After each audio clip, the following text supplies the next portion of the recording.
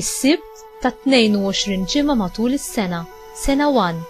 Qari mill-Evanġelju ta' San Luqa, kapitlu 6, versi minn 1 sa 5. Ġara li darba is-Sibt Ġesu kien għaddej minn qalqa miżruqa u d-dixxipli tiegħu bdew jaqtaw iż-żbul, ifarkuh b'idejhom u jikluh. Xi wħud mill-Fariżej qalulhom: dan kif qegħdin tagħmlu dak li ma jiswiex nhar ta' Sibt?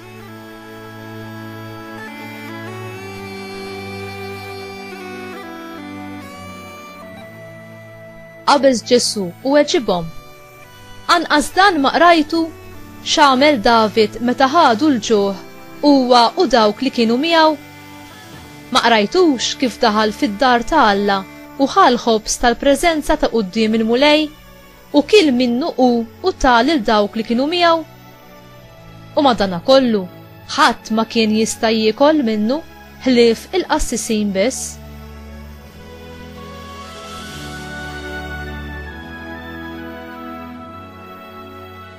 U qalilhom: bin il-bniedem huwa sit is-Sibt ukoll.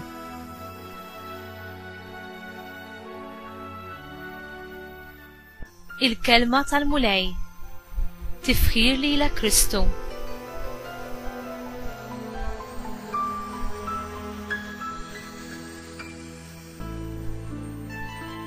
X'jitlob minna il-komandament qazzu jum il-mulej? Jew aħjar, x'inhi l-intenzjoni primarja wara dan il-kmand? Il-kapijiet reliġjużi ikkonfrontaw lil Ġesu fuq dan ir-rigward. Il-mistrieħ ta' jum is-Sibt kellu jkun żmien li fih il-poplu jiftakar u jiċċelebra t-tiba ta' Alla u din f'dak kollu li hu għamel kemm fil-ħolqien kif ukoll fis-salvazzjoni tiegħu. Kien jum iddedikat għat-tifħir lil Alla, għall-opra tiegħu tal-ħolqien u l-imejjel tiegħu ta' salvazzjoni lejna. Kellu jirriżulta fil-waqfien tax-xogħol ta' kuljum u biex jipprovdi il-mistrieħ neċessarju għall-bniedem. Id-dixxipli ta' Ġesu ġew imċanfra mill-kittieba u l-Fariżej, mhux għax bdew jaqtaw iż-żbul mill-għeliqi u jikluh, imma għax kienu qegħdin jagħmlu dan f'jum is-Sibt, il-jum imqaddes tal-Lut. Fil-waqt li ddefenda lid-dixxipli, Ġesu jargumenta b'referenza għal passaġġi mill-Iskrittura li l-bżonn uman għandu preċedenza fuq kull drawwa ritwali.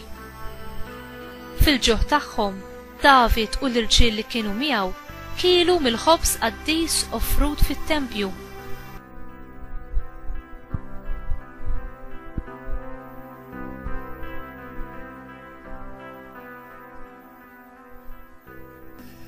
Fil-waqt li s-sagrifiċċji ritwali huma importanti għal Alla, il-ħniena u t-tiba bit-tweġiba għal bżonnijiet umani huma iżjed importanti. Inti tonoraħ lil Alla bil-mod kif titratta lil proxmu tiegħek u bil-mod kif tiċċelebra jum il-mulej.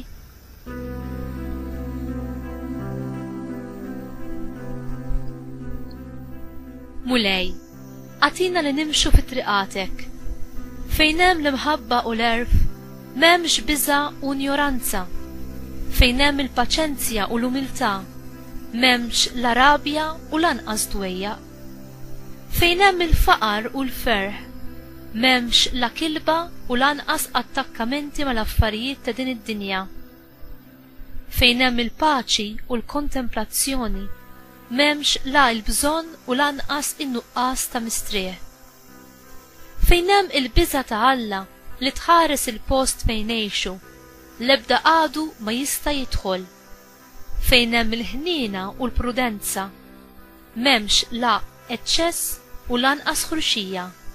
Dan nafuh permezz ta' ibnek Ġesu Kristu Sidna. Amen.